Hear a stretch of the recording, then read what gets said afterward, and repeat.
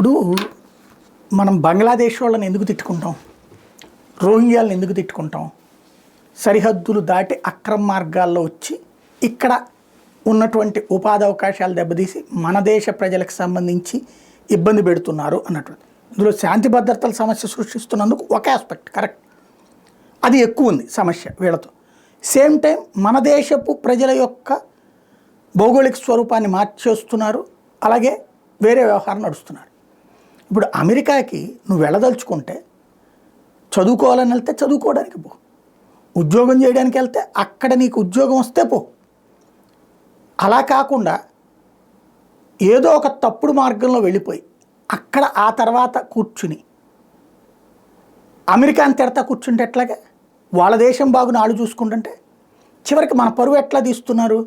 వెళ్ళేదేమో టెక్నికల్లో అంత అద్భుతం ఇంత అద్భుతం అని చెప్పి, లేదా అద్భుతమైన చదువుకుంటామని చెప్పి, తీరా చూస్తే అక్కడ షాపుల్లో అక్కడ ఉన్నటువంటి ఇతర సంస్థల్లో తక్కువ రేటుకు పనిచేయడం.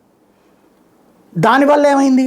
వాళ్లకు ఉపాధి అవకాశాలు దెబ్బతిన్నాయి అని చెప్పి వాళ్ళల్లో వచ్చిన అసంతృప్తే ట్రంప్ గెలుపుకి కారణమవుతుంది. ఇప్పుడు మనం ట్రంప్ని తిట్టచ్చుగాక, 100 సార్లు విమర్శించచ్చుగాక, కానీ అసలు పాయింట్ అది కదా.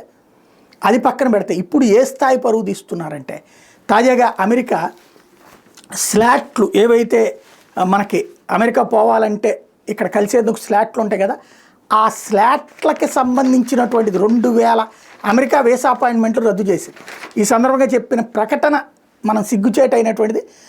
బాట్స్ సిస్టమ్ ద్వారా వాళ్ళది హైజాక్ చేస్తున్నారు మన వాళ్ళు, వాళ్ళ స్లాట్స్ బుక్ చేయడానికి వేరే వాళ్ళకి అవకాశం లేకుండా ముందు మన వాళ్ళు తీసుకోవడానికి. అట్లా బాట్స్తో తీసేటువంటి అపాయింట్మెంట్లన్నీ రద్దు చేయడంతో పాటు ఎవరైతే సదర్ కన్సల్టెన్సీ సంస్థల మీద కూడా చర్య తీసుకుంటామని ప్రకటించింది. వాళ్ళ దృష్టిలో మనం నిబంధనలకు విరుద్ధంగా బ్రతికే జనాల కిందన చూపెట్టుకుంటున్నాం. ఎంత ఎక్కువ మంది వాళ్ళకి కనబడితే మన మీద అంత బ్యాడ్ నేమ్ వస్తుంది. మనం బంగ్లాదేశీలు రోహింగ్యాలను ఎట్లా చూస్తున్నాం అట్లా చూసే పరిస్థితి రావద్దు. ఇంకా వాళ్ళేమో శాంతి భద్రతల దరిద్రులు, మనం అట్లా కాకుండా ఇక్కడ ఉపాధి లాక్కుంటున్నాం అన్నటువంటి ఫీలింగ్ని ఎక్కువ కల్పించకుండా ఉంటే బెటర్ ఇప్పటికైనా.